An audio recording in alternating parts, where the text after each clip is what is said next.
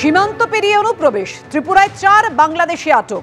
আগরতলা স্টেশনে 2 শিশু সহ 4 জন বাংলাদেশিকে আটক করা হলো কলকাতা আসার আগেই।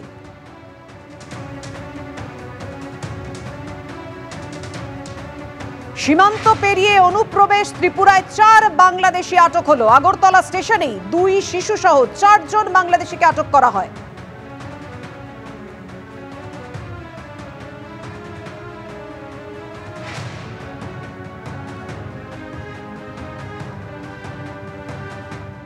সুপ্রিম কোর্টে তৃণমূল জামানার 5 লক্ষ ওবিসি সার্টিফিকেট বাতিল মামলা।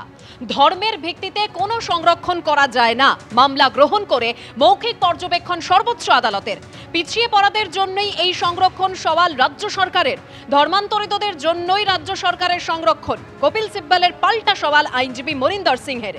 কিভাবে 77টি সম্প্রদায়কে ওবিসি বলে চিহ্নিত? রাজ্য সরকারের কাছে হলফনামা চাইল সর্বোচ্চ আদালত। হাইকোর্টের রায় চ্যালেঞ্জ করে সুপ্রিম কোর্টে রাজ্য সরকার। সার্টিফিকেট বাতিলে বহু নিয়োগ আটকে অনেকের জীবনে সংকট। কোর্টের দ্রুত হস্তক্ষেপ চেয়ে রাজ্যের হয়ে আবেদন কপিল সিব্বলের। 22 মে হাইকোর্টে বাতিল হয়ে যায় প্রায় 5 লক্ষ ওবিসি সার্টিফিকেট। কারণ যে অভিযোগ এসেছিল যে আইন না মেনে 2010 সালের পর তৈরি হয়েছিল এই ওবিসি সার্টিফিকেট। হাইকোর্টের রায় চ্যালেঞ্জ করে মামলা। 7ই জানুয়ারি শুনানি রয়েছে সুপ্রিম কোর্টে। অন্তর্বর্তী নির্দেশের আর্জি জানিয়েছে রাজ্য, তবে এখনই নির্দেশ দিতে নারাজ আদালত।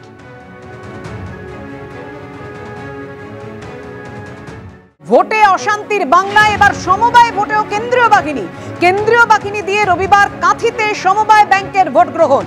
কথা বলবো, আমাদের সঙ্গে রয়েছেন আমাদের প্রতিনিধি সৌভিক মজুমদার। সৌভিক, লোকসভা বিধানসভা তো বটেই, এমনকি পঞ্চায়েত নির্বাচনও হয়েছে কেন্দ্রীয় বাহিনী দিয়ে।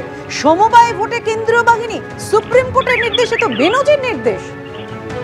দেখো, একেবারে এখানেই বিরোধীরা প্রশ্ন তুলছেন যে যেখানে আইন শৃঙ্খলা কার্যত রাজ্যের ব্যাপার এবং এই ধরনের ছোটখাটো সাধারণ নির্বাচন যেখানে এ রাজ্যের পুলিশ দক্ষভাবে সামলাতে পারে, সেখানে কেন্দ্রীয় বাহিনীকে মোতায়েন করতে হচ্ছে। এটা কিন্তু অত্যন্ত আশঙ্কার বলে বিরোধীরা দাবি করছেন এবং তাদের একেবারে স্পষ্ট বক্তব্য হলো যে সেখানে এমন পরিস্থিতি বর্তমানে তৈরি হয়েছে এবং যারা মামলা করেছিলেন সেই আইনজীবীরাও বোঝাতে সক্ষম হয়েছে যে এখনকার পরিস্থিতি এতটাই গুরুত্বপূর্ণ যে সেখানে কেন্দ্রীয় বাহিনী ছাড়া ওই ভোট গ্রহণ কেন্দ্রগুলিতে ভোট সম্পন্ন করা, সুষ্ঠুভাবে নির্বাচন সম্পন্ন করা কার্যত অসম্ভব।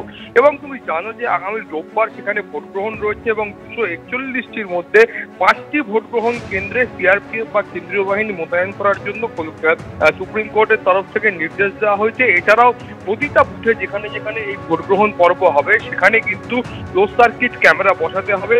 ফলত একেবারে কঠোর নিরাপত্তার মধ্যে এই ভোট গ্রহণ পর্বটাকে করতে হবে, এই মর্মে সুপ্রিম কোর্টের তরফে নির্দেশ দেওয়া হয়েছে। 3 বছর পরে সেখানে এই ভোট গ্রহণ পর্বটা হবে।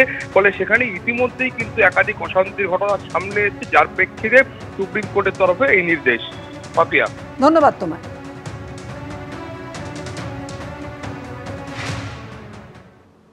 পশ্চিমবঙ্গ পুলিশের ক্রেডিবিলিটি আজকে সুপ্রিম কোর্টে কোথায় গেছে? একটা নন পলিটিক্যাল নির্বাচন, সিম্বল নেই, পার্টি ব্যানারে লড়াই হয় না, ঝান্ডা থাকে না। সমবায়ের ভোটে যে সুপ্রিম কোর্ট সাংবিধানিক বেঞ্চ, যে সুপ্রিম কোর্ট বড় বড় জাজমেন্ট দেন, ভারতবর্ষকে দিশা দেখান, তারা আজকে পশ্চিমবঙ্গে সামান্য সমবায় ভোট, যেখানে সাধারণ মানুষ ভোটার নয়, শেয়ার হোল্ডাররা ভোটার, সেখানে বলছে প্যারামিলিটারি ফোর্স দিতে হবে এবং কোঅপারেটিভ ইলেকশন কমিশনকে গাড়ি করে নিরাপত্তা দিয়ে শেয়ার হোল্ডারদের ভোট গ্রহণ কেন্দ্রে নিয়ে যেতে হবে, ফিরিয়ে দিতে হবে।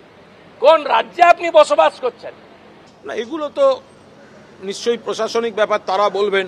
এখন যদি কেউ ঠিক করে নেয় যে কোনো জায়গায় আমরা গন্ডগোল করব, গতকাল তো নন্দীগ্রামে গন্ডগোল করেছে, বিজেপি হামলা করেছে, আমাদের ছেলে মারা গেছে। তো যারা গন্ডগোল করছে তারাই আবার গিয়ে আবার কেন্দ্রীয় বাহিনী চাইছে। এগুলো সব মানে রাজনৈতিক নানা ধরনের কাণ্ড কারখানা। অত গন্ডগোল করে কি হলো? একটা কর্মীর প্রাণ চলে গেল তৃণমূলের, কিন্তু ভোটটা তো বিজেপি জিততে পারেনি। কেন্দ্রীয় বাহিনী কানুক আর যাই থাকুক, তৃণমূল কংগ্রেস জনগণের সঙ্গে আছে, জনগণ তৃণমূলের সঙ্গে আছে। ফলে ওইসব কেন্দ্রীয় বাহিনী টাইনি যেখানেই থাকুক, জিতবে কারা? তৃণমূল কংগ্রেস।